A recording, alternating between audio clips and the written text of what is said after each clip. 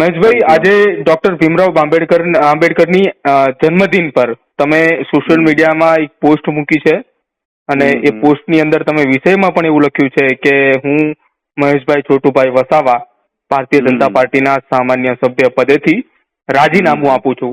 હજુ 1 વર્ષ પહેલા જ આપ ભાજપમાં જોડાયા હતા અને અચાનક જ રાજીનામું આપવાનું કોઈ ખાસ કારણ?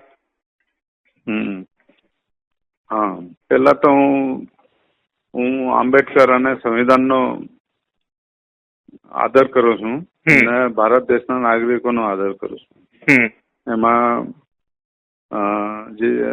જે બી કઈ જાતિવાદ આ તે એને ભૂલીને જેને વાત કરી રહ્યો છું, આજે મારે રાજીનામું આપવા માટે એટલા માટે કે મહાન વ્યક્તિ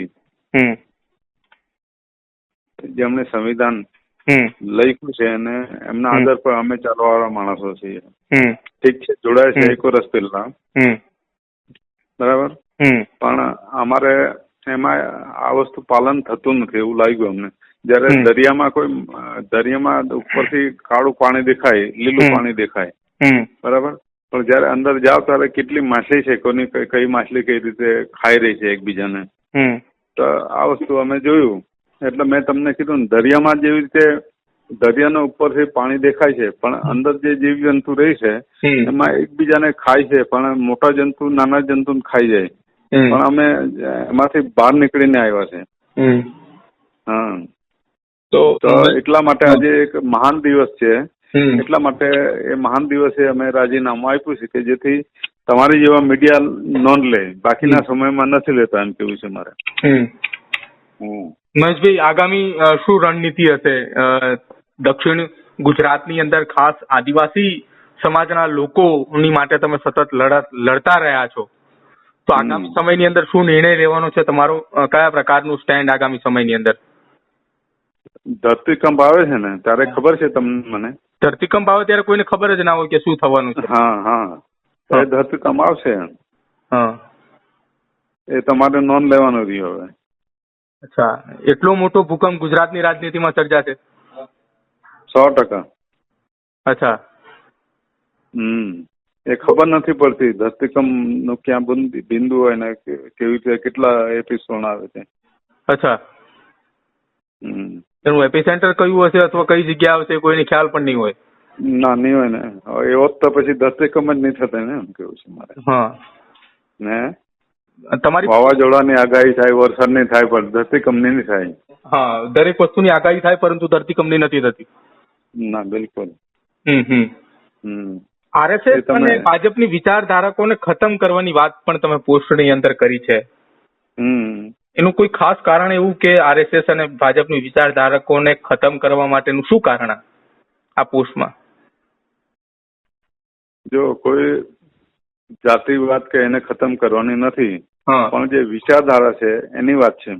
કે એક માણસને ખાઈ જવું ને જીવને ખાઈ જવું એની કરતા જીવને બચાવવું, પર્યાવરણને બચાવવું એ અમારું કામ છે. પછી એને ખતમ જ કરવાની વાત કરે તો પછી એની સામે ખતમ કરવાની વાત કોઈ બી માણસ આવી શકે એમાં. તો એ તો કુદરતનો નિયમ છે એમાં. તો મહેશભાઈ, આગામી સમયની અંદર ફરી એક વખત બીટીપી ની શરૂઆત થઈ શકે ખરા? કોઈ બી થઈ શકે. અચ્છા. ધરતીકંપ કોને કહેવાય? હા. તો ચોક્કસથી ફરી એક વખત દક્ષિણ ગુજરાતમાં ભૂકંપ આવશે. એ આજથી નક્કી રહ્યું, ક્યારે આવશે એની કોઈ આગાહી નથી. ના, બિલકુલ નહીં. એ આ લોકોને પૂછી લેવાનું. ધરતીકંપ આવશે પણ ક્યારે આવશે એ સરકારને પૂછી લેવાનું. એમાં કદાચ એમના જે ઇન્ટેલિજન્સ બ્યુરો હોય એને ખબર હોવી જોઈએ. અચ્છા. તમે થોડી વાર પહેલા એવું કહ્યું કે આજનો દિવસ એ ખૂબ મહત્વનો છે એટલા માટે તમે આજે રાજીનામું આપ્યું. કોઈ બીજા દિવસે રાજીનામું આપ્યું હોત તો કદાચ એ ગુજરાતના મીડિયામાં આટલી બધી નોંધ ન લેવાઈ હોત. તો આજે તમે રાજીનામું આપ્યું છે અને કાલે ગુજરાતમાં રાહુલ ગાંધી આવી રહ્યા છે. કઈ નવા જૂનીના સંકેત રાહુલ ગાંધી સાથે જ નથી ને? રાજકીય તો કોઈ બી આવે ને જાય છે ને ગુજરાતમાં. આજના કાલા કોઈ થોડા આવે છે, કાયમ આવે છે બધા. હા, એ તો છે. અમે તો જે લોકો આ સમાજને વિચારધારાને આગળ ચલાવશે તમે પ્રશ્નમાં અમને કર્યા, RSS ના પ્રશ્ન કર્યા, BJP ના કર્યા.